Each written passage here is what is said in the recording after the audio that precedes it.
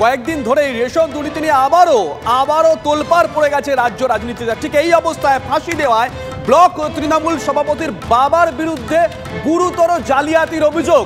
তিনি আবার ration dealer, তাকে 2 কোটি টাকা ফাইন করেছে খাদ্য দপ্তর।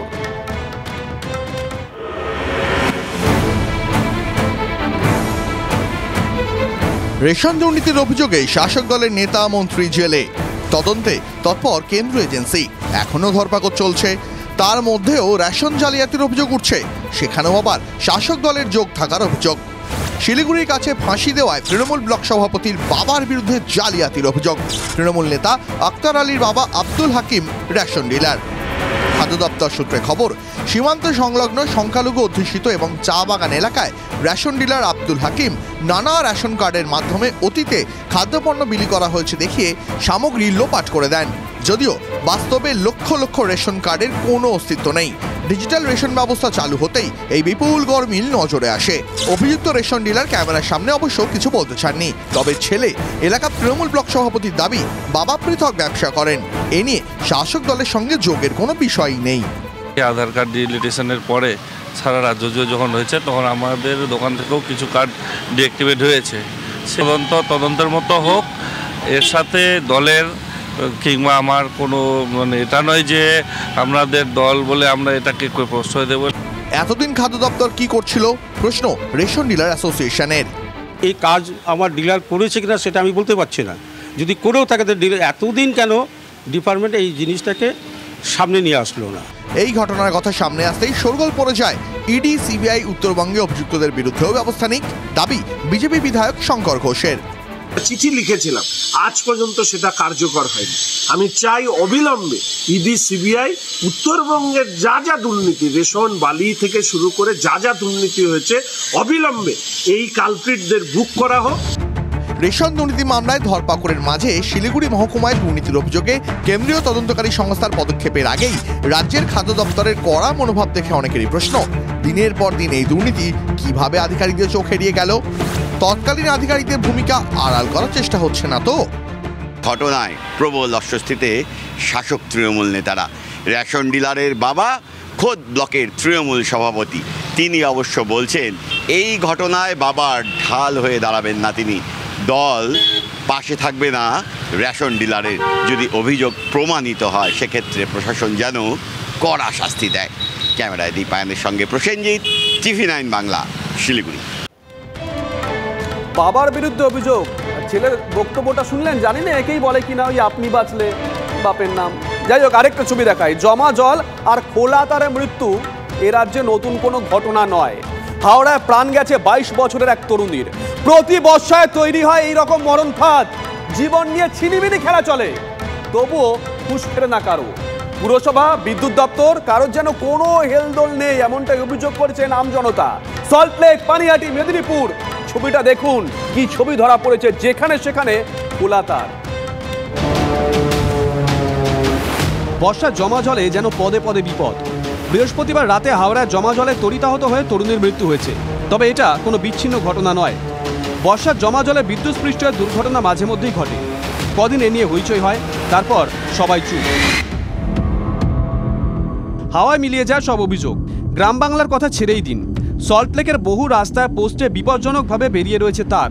সল্টলেকের জিসি ব্লকে এমনই ছবি ধরা পড়ল TV9 বাংলার ক্যামেরায়। পুরসভা ও বিদ্যুৎ দপ্তরের ভূমিকায় ক্ষোভ স্থানীয় বাসিন্দাদের। আর কত প্রাণ গেলে হুঁশ ফিরবে? জমা জলে প্রাণের ঝুঁকি নিয়ে যাতায়াত, কবে ঘুম ভাঙবে প্রশাসনের? এই হলো জিসি ব্লক, আর জিসি ব্লকে জলমগ্ন পরিস্থিতি বৃষ্টি হওয়ার দরুন। স্থানীয় বাসিন্দারা তারা মনে করছেন যদি জলস্তর বাড়ে স্বাভাবিকভাবেই একটা বিপদ ঘটতে পারে। জলের জন্য এটা শর্ট সার্কিট হয়ে যেতে পারে। অবশ্যই ভয় তো আছে, যদি শর্ট হয়ে যায় মানুষ বিপদ হতে পারে। স্মার্ট সিটি বিধাননগরে একাধিক ল্যাম্পপোস্টে ঝুলছে খোলা তার। তার দায় ঠেলাঠেলি বিদ্যুৎ দপ্তর ও বিধাননগর পুরসভার। বিদ্যুৎ দপ্তরই পোস্টের ফিট সার্টিফিকেট দেয়।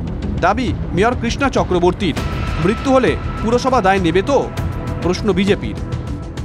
তা আমাদের কাছে সব ফিটনেস সার্টিফিকেট রাখা আছে। আমাদের কর্পোরেশনের যা যা করণীয় আমরা সেগুলো করেছি। ফিট সার্টিফিকেট দেখাবেন না, ফিট সার্টিফিকেট নেই বিধাননগরে। প্রত্যেকটা জায়গায় খোলা তার, বিদ্যুৎ বাহিদা, ত্রিফলা স্তম্ভ। বিধাননগরে মৃত্যু ফাঁদ তৈরি করেছেন মেয়র, দায় কিন্তু তাকেই নিতে হবে। এই মুহূর্তে দাঁড়িয়ে রয়েছি সাই কমপ্লেক্সের সামনে। একটু দেখাই যে সৌন্দর্যায়নের ক্ষেত্রে ব্যবহৃত এই ত্রিফলা যে বাতিস্তম্ভ, সেই বাতিস্তম্ভের তারগুলো কিভাবে অরক্ষিত অবস্থায় রয়েছে। মিউনিসিপ্যালিটি যদি কোনো পদক্ষেপ না নেয় তাহলে আমরা আর কি করতে পারি, বলেও তো কোনো লাভ হয় না, সম্ভবই না। ওই জন্য তো হাত ধরে হাঁটা। যদি কিছু ধরে ফেলে তখন কি করব? এবার দেখুন উত্তর 24 পরগনার পানিহাটির ছবিটা, যেখানে সেখানে বিদ্যুতের তার ঝুলছে, ছোট বড় সব রাস্তার ল্যাম্পপোস্ট থেকে তার ঝুলছে। হাওড়ার ঘটনা দেখে আতঙ্কিত পানিহাটির বাসিন্দারা। দুর্ঘটনা ঘটে গেলে কি হুঁশ ফিরবে, প্রশ্ন এলাকাবাসীর। পানিহাটি জুড়ে বিভিন্ন রাস্তায় এইভাবে একদম জতুগৃহ হয়ে রয়েছে ইলেকট্রিকের তার, আর তার সাথে জুড়েছে বিভিন্ন কেবেলের তার।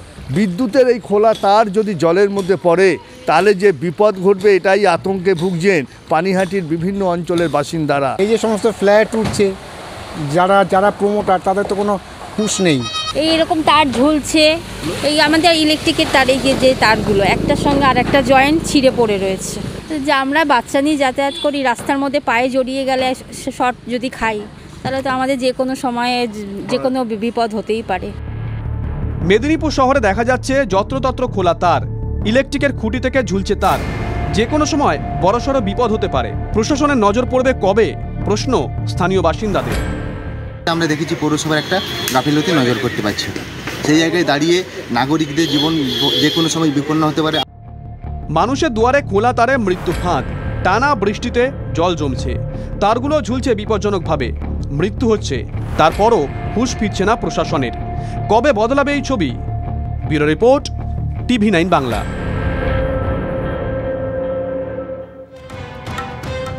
আর এবার যে খবরটা দেব উদ্বেগের খবর, জানা অত্যন্ত জরুরি। দিনের বেলায় ডেলিভারি বয় সেজে ছিনতাইয়ের অভিযোগ। বাড়িতে ঢুকে মহিলার মাথা ফাটিয়ে সোনার চেন ছিনিয়ে বাইকে করে চম্পট দুষ্কৃতী। বরানগরের গোপাললাল ঠাকুর রোডের ঘটনায় চাঞ্চল্য ছড়িয়েছে। ভাবতে পারছেন একবার? ছবিটা একবার দেখুন। সিসিটিভি ফুটেজে ধরা পড়েছে গোটা ঘটনা, সেই ছবি আমরা দেখাচ্ছি। ফুটেজ খতিয়ে দেখে দুষ্কৃতীর খোঁজে তল্লাশি শুরু করেছে বরানগর থানার পুলিশ।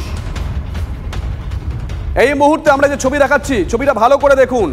দিনের বেলায় ডেলিভারি বয় সেজে ছিনতাইয়ের অভিযোগ।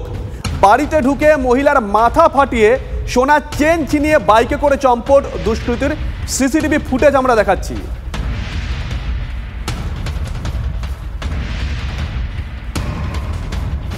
দমদমে বিনা নোটিশে স্কুল বাড়ি ভাঙার অভিযোগ। স্টেশন সংলগ্ন গণপতি সুর সরণিতে রয়েছে 50 বছরের বেশি পুরনো স্কুল বাড়ি। স্কুলের নাম কুমার আশুতোষ ব্রাঞ্চ। কোভিডকালের আগেও প্রাইমারি স্কুল চলতো এই বিল্ডিংয়ে, পরে স্কুল সরিয়ে নিয়ে যাওয়া হয় অন্য বিল্ডিংয়ে। শনিবার দুপুরে হঠাৎই স্কুল বাড়ি ভাঙার কাজ শুরু হয়। ওই স্কুল বাড়ির নিচতলায় রয়েছে প্রায় 100টি দোকান। কলকাতা কর্পোরেশনের একটি বিপজ্জনক বাড়ির নোটিশ লাগিয়ে বাড়িটি ভাঙা শুরু হয়। প্রায় 20টি দোকান ক্ষতিগ্রস্ত হয়েছে বলে অভিযোগ। যদিও কর্পোরেশনের এক ইঞ্জিনিয়ারের দাবি, নোটিশ দেওয়া হয়েছে, বিনা নোটিশে ভাঙা হলে কর্পোরেশন ব্যবস্থা নেবে আশ্বাস স্থানীয় ব্লক তৃণমূল সভাপতি সৃজন বোসের।